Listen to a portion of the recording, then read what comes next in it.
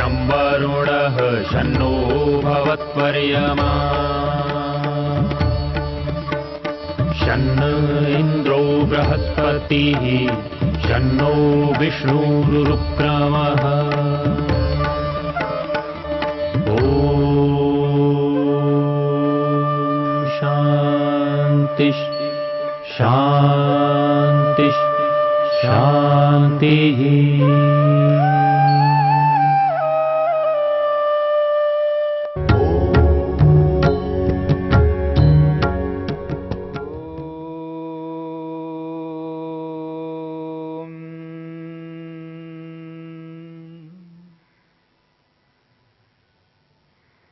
योग के विघ्नों की चर्चा हो रही है।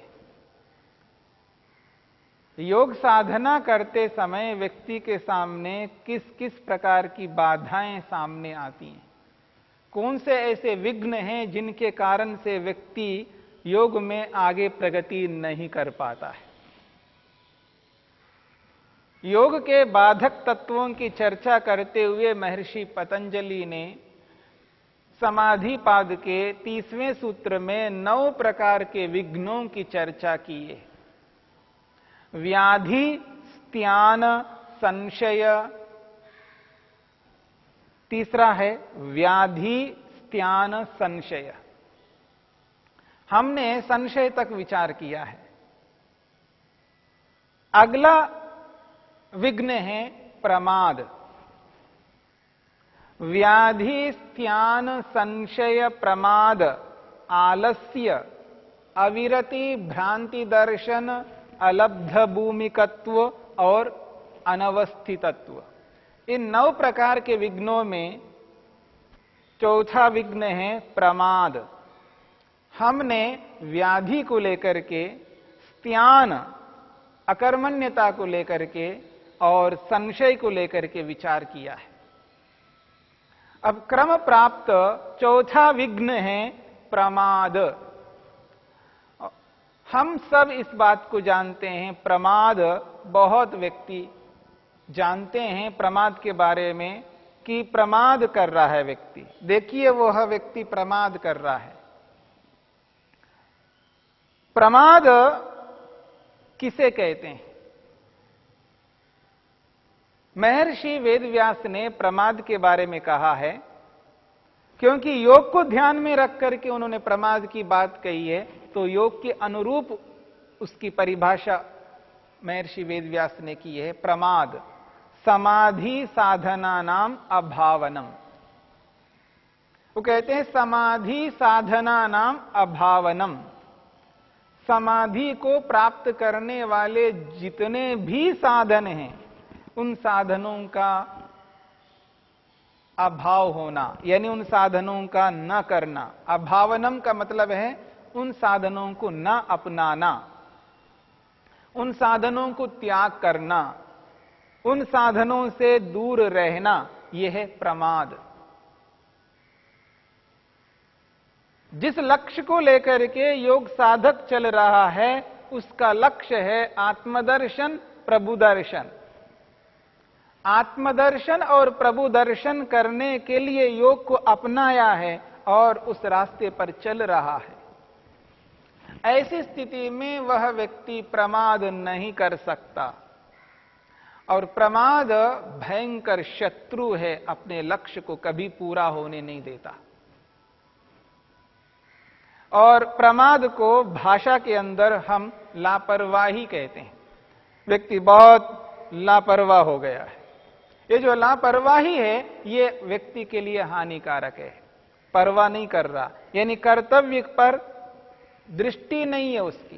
कर्तव्य को वो त्याग कर रहा है, कर्तव्य को नजरअंदाज कर रहा है, और वह भी जानबूझकर कर रहा है। ये जो प्रमाद है ये प्रमाद जानबूझकर होता है, ज्ञानपूर्वक, जानकारी पूर्वक होता है, और ऐसा प्रमाद करना अत्यंत घातक है। योग में कभी प्रगति नहीं कर सकता।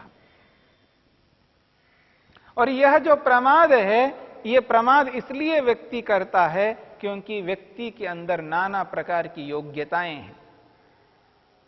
जब व्यक्ति मेहनत पुरुषार्थ करके विभिन्न प्रकार की योग्यताओं को अपने में धारण करता है, उन योग्यताओं के कारण से व्यक्ति के जीवन में एक प्रकार से अहंकार उत्पन्न होता है, अहम की भावना उत्पन्न होती है। मैंने ऐसा किया, मैंने ऐसा किया, मैंने ऐसा किया। ये जो मैं का जो अहंकार है, इस कारण से व्यक्ति के अंदर वो प्रमाद आ जाता है। जब उस योग्यता को लेकर के व्यक्ति में प्रमाद उत्पन्न होता है, तभी व्यक्ति कर्तव्य कर्मों को नहीं करता और कर्तव्य को वो टाल देता है, क्योंकि उसकी योग्यता इतनी अधिक होती है। उस योग्यता के सामने वह व्यक्ति अपने आप को इतना ऊंचा कर देता है कि उस कर्तव्य को नीचा मान लेता है, कर्तव्य से अपने आप को बड़ा मान लेता है।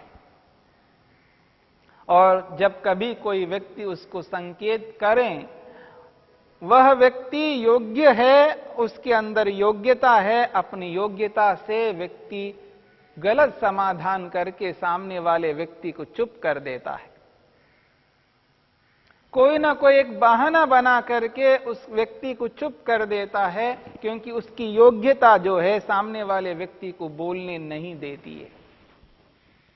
मेरी बात को समझने का प्रयत्न करना। यदि कोई व्यक्ति प्रवक्ता है, बहुत बड़ा प्रवक्ता है, प्रवचन करता है और प्रवचन की एक कला है, बहुत ऊंची कला है, और ऐसी स्थिति में वह व्यक्ति जब प्रवचन कर रहा होता है, उस प्रवचन के दौरान किसी कारण से कोई बात उसके मुंह से निकल आ जाए, उसकी वाणी से कोई ऐसी बात बाहर आ जाए जो आनी नहीं चाहिए, ऐसी स्थिति में सामने वाले सुनने वाले में से कोई व्यक्ति ये कहे कि ये जो आपने एक बात कही है, ये ऐसा नहीं होना चाहिए। अब उस स्थिति में वह व्यक्ति उस व्यक्ति को ऐसा उत्तर देकर के दबा देता है,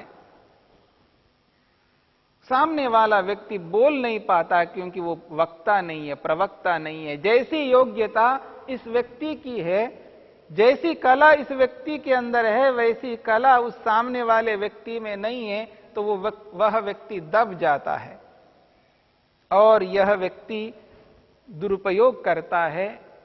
अपनी योग्यता का दुरुपयोग करके कोई ना कोई ऐसी बहाना बना करके उस व्यक्ति को चुप करा देता है और अपने कर्तव्य से चूक जाता है। उसका ये कर्तव्य था कि जो गलत है उसको गलत मानना, जो अनुचित है उसको अनुचित मानना। हाँ, मेरे से ये गलती हो गई है, ऐसा मेरे को नहीं करना चाहिए, लेकिन स्वीकार नहीं करता है। वह अहंकार के कारण से प्रमाद कर बैठता है, अथवा उसका कर्तव्य है कहीं उसको जाकर के बैठना है, वो नहीं जा रहा है, नहीं बैठ रहा है वहां पर, और प्रमाद करता है, जानबूझ करके वहां नहीं जाता है। पूछा जाने पर वो कोई ना कोई बहाना दे करके उस सामने वाले व्यक्ति को चुप कर देता है और उस कर्तव्य से वंचित हो जाता है।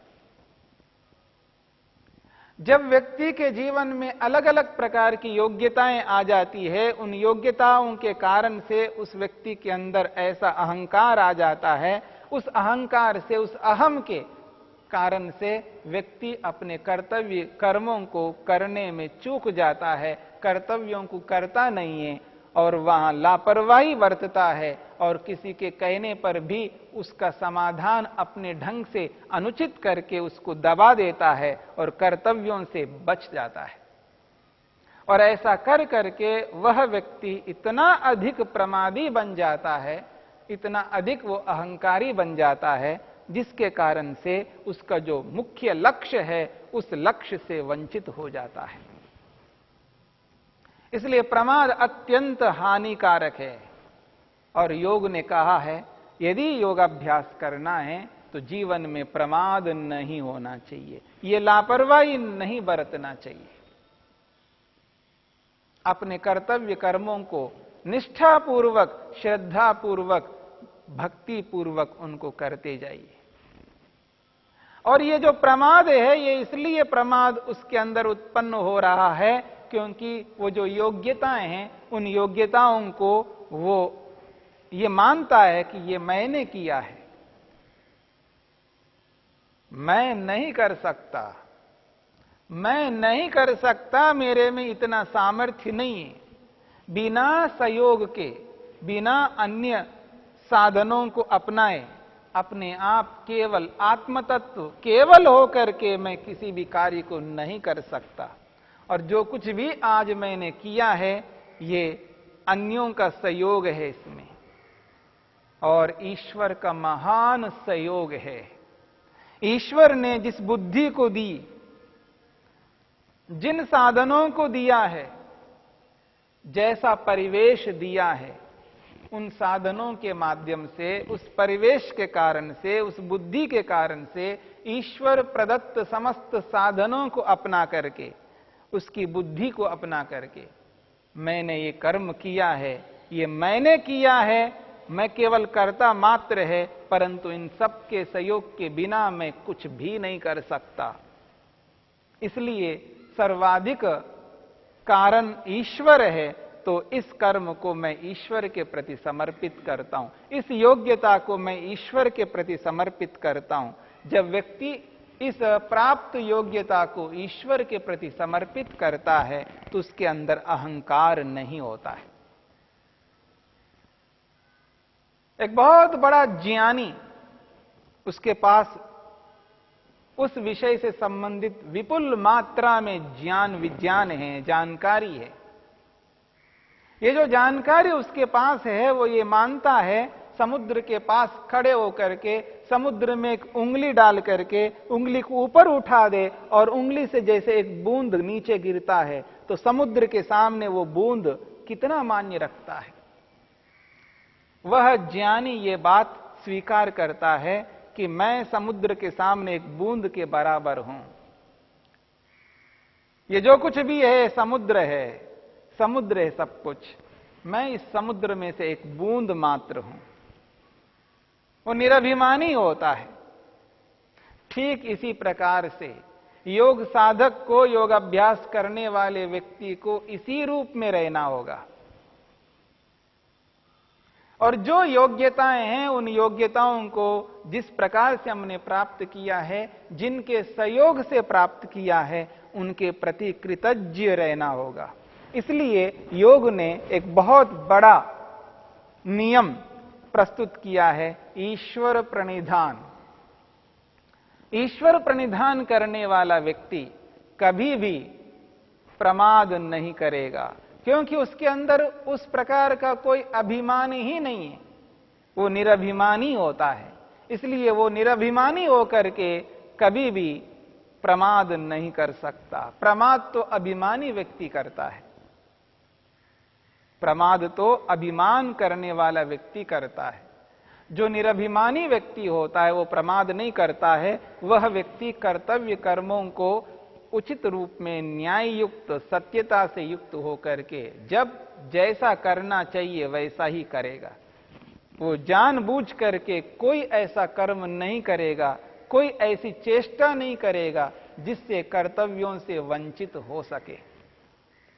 इसलिए योग ने कहा है प्रमाद नहीं करना, और यह प्रमाद योग में बाधक है, क्योंकि प्रमाद करते ही अभिमान आएगा, और अभिमान जो है अविद्या का द्योतक है, और यह अविद्या कभी विद्या को टिकने नहीं देती है। जब विद्या नहीं टिकेगी तो वह विवेक नहीं होगा, जब वह विवेक नहीं होगा तो वह वैराग्य नहीं होगा, जब वैराग्य नहीं है तो मन की एकाग्रता नहीं होगी, और मन की एकाग्रता नहीं है तो समाधि नहीं लगेगी।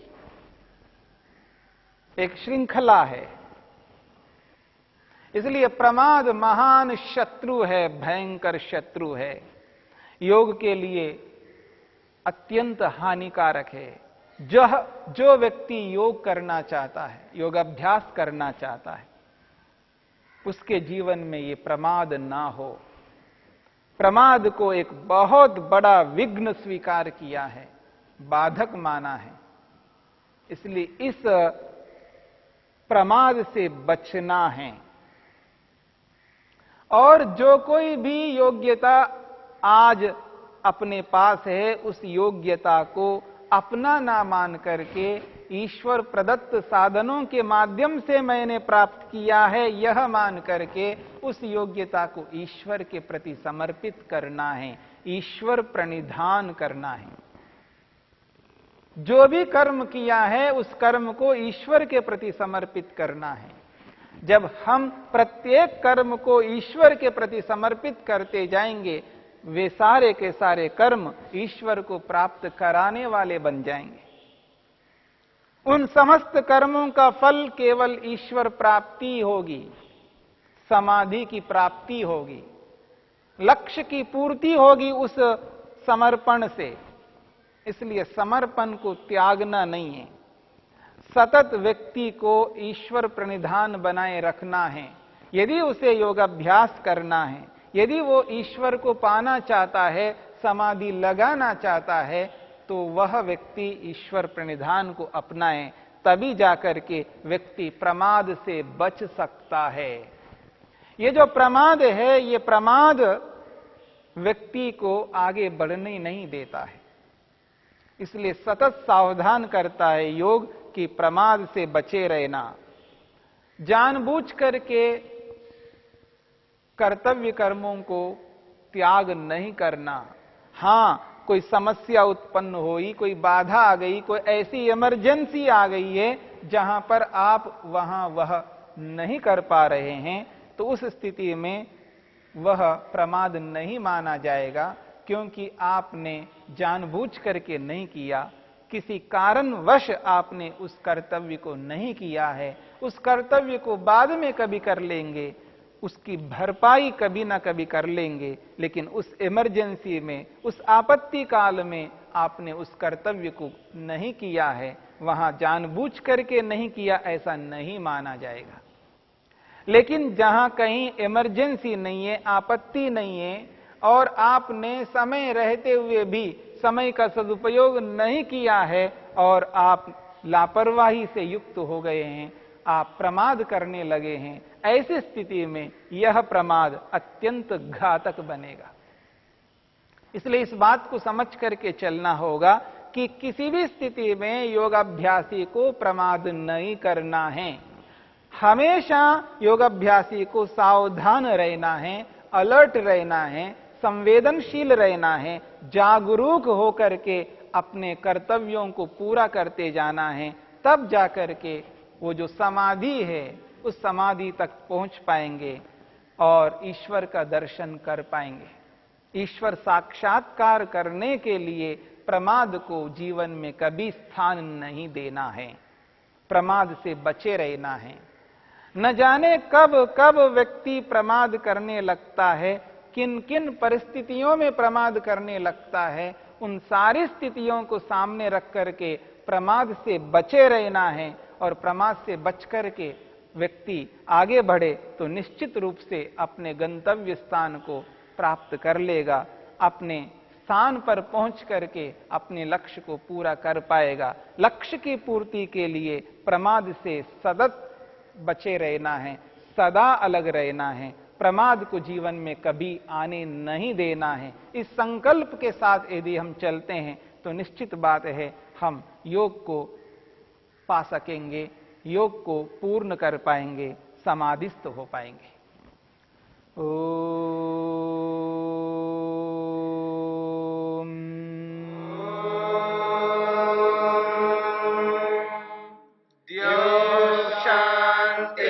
शांतिरंतरिक्षं शांति पृथिवी शांतिरापः शांतिरोषधयः शांतिः वनस्पतयः शांतिर्विश्वे देवा शांतिर्ब्रह्म शांति सर्वं शांति शांतिरेव शांति क्षमा शांतिरेधि। ओम शांति शांति शांति।